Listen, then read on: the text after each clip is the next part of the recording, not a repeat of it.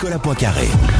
Le débat d'RTL Soir, peut-être sent-il un peu la poudre. Faut-il interdire les spectacles de Dieudonné? Après Montpellier, après Besançon, où des représentations ont été annulées par les organisateurs, cette fois c'est par un arrêté municipal que le spectacle est interdit au Zénith d'Auvergne, à côté de Clermont-Ferrand. Conséquence de ce qui s'est passé le 26 décembre au Zénith de Paris, la montée sur scène de l'historien révisionniste Robert Forisson, qui s'est fait remettre un prix par un homme portant un pyjama de déporté, pyjama que Dieudonné avait qualifié d'habit de lumière. On en parle avec Alain Soral, bonsoir. Bonsoir. Vous êtes écrivain, membre du Front National, membre du comité central du Front National, ami de Dieudonné. Oui, et président d'une association qui s'appelle Égalité et Réconciliation, qui lutte contre les violences communautaires en France. Et je tiens à préciser que je ne suis pas le porte-parole du Front National et que mon avis n'engage que moi. D'accord. Et face à vous, Caroline Forest, dont l'avis n'engage qu'elle-même. Vous êtes essayiste, journaliste. Bonsoir. Alain Soral, donc la maire d'une commune de la banlieue de Clermont-Ferrand, a décidé aujourd'hui, par arrêté municipal, d'interdire le spectacle de Dieudonné. Vous réagissez comment ? Moi je me dis que si pour empêcher les gens d'aller voir Dieudonné, puisque ça fait 4 ans que les médias disent qu'il faut pas y aller et qu'il remplit des salles et qu'il a réussi à remplir le Zénith, c'est-à-dire 5000 personnes le lendemain de Noël, c'est que visiblement le terrorisme médiatico-moral ne marche pas. Quand on en est réduit maintenant à en appeler à la police, à la puissance d'État, etc. pour empêcher des gens d'aller écouter un comique, c'est que les choses vont mal, quoi. C'est que à mon avis la méthode est pas la bonne. Et à mon avis il y a un échec à ce point de vue-là, c'est-à-dire que les gens en ont marre qu'on les terrorise et qu'on leur dise ce qu'ils doivent écouter et pas écouter. Caroline Forest, est-ce que vous êtes pour l'interdiction des spectacles de Dieudonné? Non, bien sûr que non. Je suis pas pour l'interdiction des spectacles de Dieudonné. D'abord, c'est le plus beau cadeau qu'on puisse lui faire. Il en rêve la nuit. Enfin, son rêve est réalisé. Je crois que ça pose le même problème que les meetings du Front National. C'est-à-dire que, effectivement, il faut arriver à trouver une juste mesure entre critiquer, dénoncer et pouvoir avoir quand même le droit de donner son avis sans victimiser et diaboliser. En l'occurrence, la provocation de Dieudonné qui a fait donc acclamer Robert Forisson par 5000 spectateurs, dont beaucoup de militants d'extrême droite, elle était destinée à faire cette publicité, elle était destinée à pouvoir provoquer éventuellement des réactions excessives comme cette interdiction, pour pouvoir alimenter sa propagande qu'on commence à bien connaître, essayer de faire croire que c'est lui le martyr de la liberté d'expression, alors que tout simplement on doit pouvoir juste revendiquer le droit de dire qu'il y a un humour qui sert tout le monde quand il repousse les limites de la liberté d'expression, par exemple pour dénoncer le fanatisme, pour attaquer toutes les religions. C'est un humour qui fait du bien à tout le monde. Quand l'humour vire à quelque chose d'assez peu drôle, qui est l'incitation à la haine raciste, on a quand même le droit de dire en France que c'est pas drôle. Voilà. Alain Soral, vous y étiez au Zénith le 26 décembre? Je n'y étais pas car j'étais en famille au Pays Basque. Enfin, vous savez de quoi il s'agit, j'ai vu que sur votre site vous avez mis la vidéo. Oui, j'ai mis la vidéo. Alors, est-ce que c'était de l'humour, cette montée de Robert Forisson sur scène? Je n'ai absolument aucune légitimité pour pouvoir prétendre avoir été touché ou pas touché parce qu'il y ait un acte éminemment subversif. Je pense que la personne qui est la mieux à même de juger, parce que ça la touche dans son expérience personnelle, c'est monsieur Klarsfeld, qui représente les déportés. Il a dit qu'il ne voyait pas matière à attaquer en justice. Donc en France, on est en état de droit.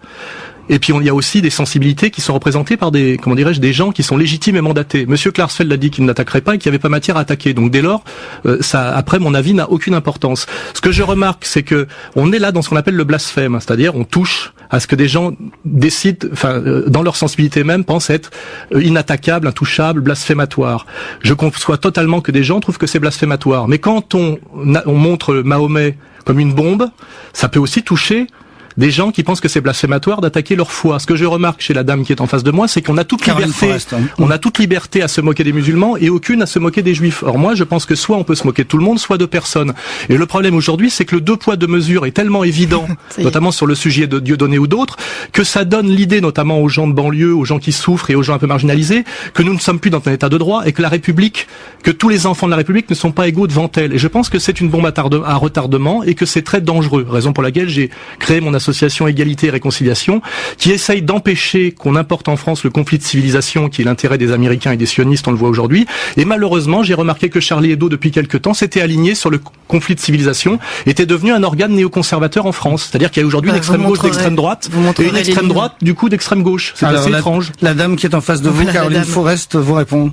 Alors la dame répond, et la dame est pas tellement surprise parce que c'est un discours qui est devenu très classique. C'est le nouveau discours d'extrême droite en France.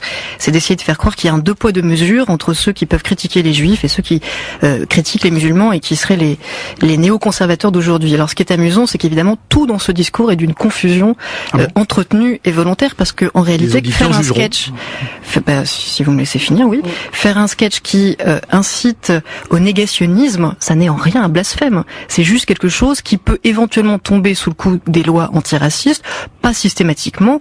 Dieudonné a fait plusieurs fois des sketchs contre toutes les religions, et dont certains sont d'ailleurs assez drôles, y compris contre le judaïsme. Et quand il attaque le judaïsme en tant qu'anticlérical, ça fait rire tout le monde et personne ne le critique pour ça.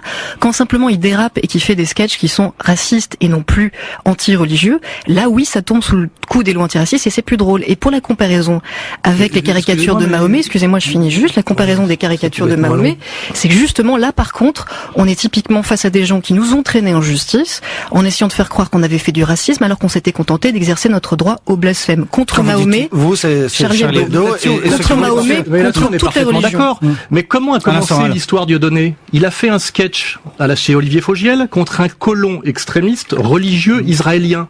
Ça a beaucoup à voir avec l'activité, avec ce qui se passe aujourd'hui dans la bande de Gaza. Il terminait en disant Heil Israël, c'est ça? Oui, quand on voit ce qui se passe en ce moment, finalement, c'était peut-être même euphémistique, hein. Et c'est de là que sont venus tous ces ennuis. Je pense qu'avant c'était un militant antiraciste noir, anti-Front National et couvert par SOS Racisme. Et je crois que si on ne remonte pas à l'origine, on ne comprend pas d'où vient sa colère et son désir de subversion maximale. C'est un type qui a été manipulé, humilié, qui a compris qu'on s'était moqué de lui et que le combat antiraciste était à deux vitesses. Si vous êtes cohérente avec ce que vous dites, il n'aurait jamais dû être interdit de CSA et banni des médias pour le sketch qu'il avait fait contre... Bien sûr que si. Il a été interdit de médias par le CSA. Il a gagné 30 procès et malgré tout, il a été menacé physiquement. On a fait fermer ses spectacles en menaçant d'agresser les caissières, notamment, si vous vous rappelez, à l'Olympia. Il a été agressé plusieurs fois par des commandos d'extrême droite israéliens, LDJ, etc. Ça a été revendiqué sur Internet. Donc le problème, c'est que comment tout ça a-t-il commencé et jusqu'où ça ira dans la bêtise? Voilà, moi je dis halte au feu. Et je dis malheureusement, je pense être plus dans la catégorie des gens qui essayent d'apaiser, de ne pas introduire en France le conflit de civilisation et les haines communautaires. Et malheureusement, je me demande si la personne en face de moi comprend bien ce qu'elle fait, ou si elle est instrumentalisée. Comme disait Balzac, des fois c'est les deux. Il disait moitié crétin, moitié canaille. C'est visiblement un peu difficile à comprendre pour un militant du Front National qu'on puisse être à la fois anti-intégriste et antiraciste. Pourtant, c'est effectivement la ligne que je défends. Et ce qui me surprend pas dans votre discours, parce que je le connais un peu par cœur, c'est cette volonté, encore une fois, d'entretenir l'amalgame entre d'abord ce qui se passe avec le conflit au Proche-Orient et ce qui se passe en France. En fait, votre vraie cible, c'est les lois antiracistes. Vous les vomissez depuis des années, vous êtes en guerre contre elles. Moi, je suis militante antiraciste. Jamais écrit une ligne là-dessus, d'ailleurs. Jamais écrit une ligne là-dessus. Moi, je suis militante antiraciste. Moi, j'ai lu vos livres, ceux où vous regrettez la colonisation, le bon temps de l'Algérie française, ceux où vous parlez du viol. Ah oui, jusqu'où va-t-on descendre? Si les gens veulent lire mes livres, il y a Jusqu'où va-t-on descendre qui vient de sortir en poche. C'est une compilation de 2 tomes d'abécédaire. Donc je dis aux gens, lisez-les. Si vous me laissez juste finir, Alain Soral, je vous reconnais un grand œcuménisme, c'est que votre haine va indistinctement envers les homosexuels, envers les féministes, envers les maghrébins. Vous avez changé de bord. C'est votre bêtise qui vous fait analyser ça comme ça. Comme une partie de l'extrême droite française. Je suis sur la même ligne que Jean-Claude Michéa, que Emmanuel Todd, que Feu Philippe Muret, et les gens intelligents comprennent très bien ce que je fais et ce que je veux dire. Comme une partie de l'extrême droite française, pardon, il y a juste un clivage en ce moment. Il y a une partie de l'extrême droite française qui décide qu'elle déteste plus les Arabes que les Juifs. Et donc, elle utilise aujourd'hui un discours qu'on peut là, pour le coup, qualifier de néoconservateur, de conflit des civilisations, clairement anti-islam et anti-musulman. Comme Charlie Hebdo. Il y a une extrême, non, exactement à l'inverse de Charlie Hebdo. Exactement à l'inverse de Charlie Hebdo. D'ailleurs, est invité bientôt, maintenant au congrès. Et il y a une extrême droite qui décide qu'elle déteste plus les Juifs que les Arabes et qui donc se sent solidaire de mouvements, y compris fascistes, comme votre ami Kémy Séba, qui lui casse la gueule en pleine rue aux blogueurs qui ne sont pas d'accord avec lui. C'est l'ami de Dieudonné, en tout cas. Je voudrais qu'on en revienne à Dieudonné. Je vous ai posé cette question sur le sketch, donc l'homme en pyjama rayé avec une étoile jaune qui vient remettre un prix à Robert Forisson. Vous m'avez dit, pour moi, il n'y a pas matière à plaindre puisque... Non, j'ai dit que Serge Kalfeld, qui lui peut parler de ça parce que ça le touche dans son expérience et sa souffrance. Moi, je pars du principe... Ça, vous l'avez dit, ma question, si je peux la poser, ma question, c'est est-ce que vous l'avez trouvé drôle? Juif pour savoir si c'est drôle ou pas. Est-ce que vous l'avez trouvé drôle? Je refuse de me poser la question. Mon avis n'a aucune importance, car effectivement, je ne peux pas comprendre ce que c'est que la souffrance et la sensibilité de quelqu'un qui a vécu la déportation ou la colonisation. C'est quoi cette vision communiste communautaire de la souffrance, Alain Soral. Vous êtes un humain, vous avez un avis. Vous pouvez me laisser parler, ça sert à rien, on n'entend pas ce que vous dites. Je ne suis pas légitime pour critiquer ça, et je n'aurai pas l'arrogance, comme disait Jean-Paul Sartre, je suis un homme fait de tous les hommes. Je suis un petit bourgeois français issu de la banlieue parisienne, et je ne peux pas juger de ça, et je refuse de le faire. Donc vous n'avez pas d'avis sur ce qui s'est passé aux Zénith de Paris? Je refuse d'en avoir un. Voilà. Caroline Forest, vous en avez un? C'est pas facile de dialoguer avec quelqu'un qui refuse de dire ce qu'il pense au nom de la liberté d'expression, tout en voulant se faire passer je ne suis pas pour un martyr pour en parler, je l'admets. Des médias qui ne l'écoutent pas assez. Je ne parle pas au nom des Arabes, je ne parle pas au nom des Juifs, je ne parle pas au nom des ouvriers. Non, ce qui est un peu votre spécialité, c'est de parler à peu près au nom de tout le monde, alors qu'on vous a rien moi, je suis universaliste, Alain Soral. Je parle simplement en tant que citoyenne. Oui, mais on peut pas détester tout le monde comme vous. Je ne déteste personne, moi, justement. Mon mouvement s'appelle Égalité et Réconciliation. Donc, effectivement, je parle d'égalité et de réconciliation. Tout le monde peut s'appeler par tous les noms. Moi, j'ai lu vos livres, contrairement à peut-être pas mal d'éditeurs qui vous découvrent. J'invite les auditeurs à les lire en conscience. Voilà. Laissez-moi finir, si vous voulez un tout petit peu avoir des débats avec des gens, faut aussi les écouter. Moi, je suis pas du tout surpris. Je profite du peu de temps de parole qu'on me donne, qui est très rare, pour exprimer ce que j'ai à dire, et je parle aux auditeurs. Je ne vous parle pas à vous, je sais qui vous êtes, pour qui vous travaillez. Mais je préfère travailler pour Charlie Hebdo que pour le Front National. Non, moi qui viens de l'extrême gauche, soi-disant comme vous, je trouve beaucoup moins déshonorant aujourd'hui d'être au Front National que de travailler à Charlie Hebdo. C'est votre dernière question, est-ce qu'il va le refaire sur scène, ce sketch? Demandez-lui. Moi, je n'étais pas au courant. Je pense d'ailleurs que personne n'était au courant de ce